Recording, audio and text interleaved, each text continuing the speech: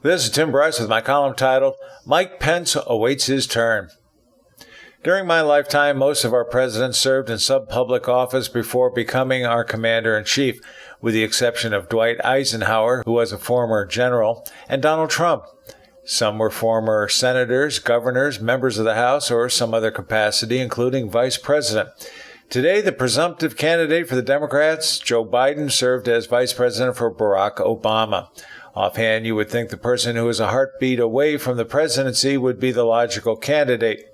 Not necessarily. In my lifetime, only 38% of the vice presidents ascended to the presidency, including Lyndon Johnson, who served under Kennedy, Richard Nixon under Eisenhower, Gerald Ford under Nixon, and George Herbert Walker Bush under Reagan. In terms of Johnson, he became president following Kennedy's assassination, and Gerald Ford moved up following Richard Nixon's resignation.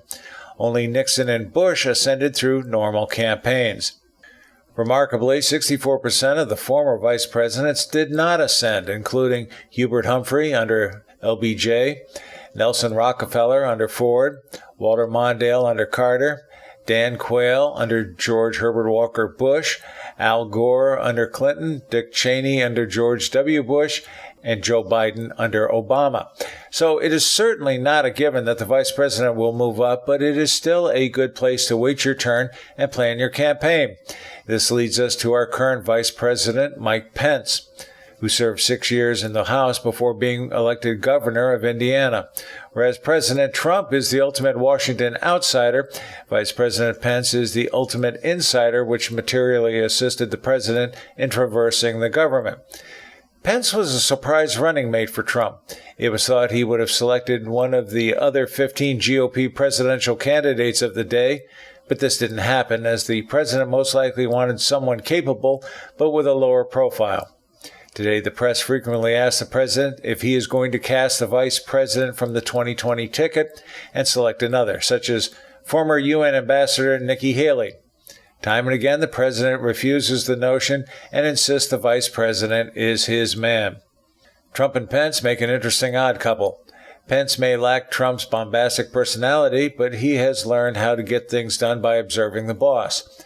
Instead, he gives the impression of being calm under pressure, unafraid to tackle any assignment the president gives him, and is someone who finds comfort in his spiritual beliefs. It seems rather obvious the president trusts his vice president and has made him his confidant. In turn, Pence loyally supports the president wherever he goes and is perhaps his number one cheerleader. For the president, Mr. Pence has played the role of scout in a tour of the Pacific where he met with representatives in Japan, Korea, Indonesia, and Australia. He has also acted on the president's behalf when Mr. Trump was away, which is typical for vice presidents. He also showed his loyalty to the president during the Mueller probe and impeachment witch hunt, stating, quote, "It's time for us to come together around this good man, Donald Trump," end quote. He also said, quote, "The choice couldn't be more clear for the American people. Donald Trump has been completely consistent in his positions," end quote.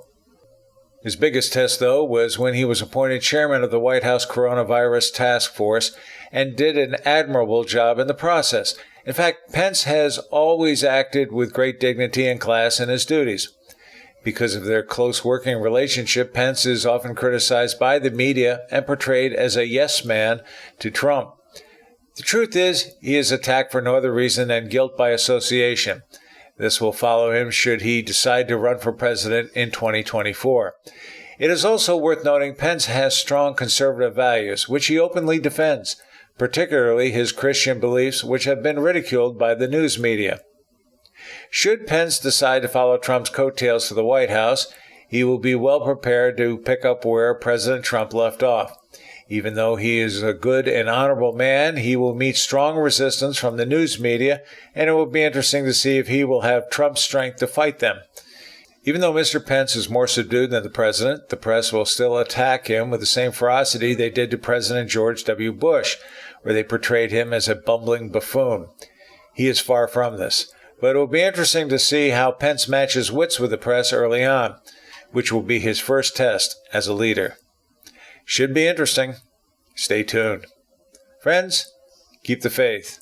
This is Tim Bryce in Palm Harbor, Florida. Follow me on the internet at timbryce.com.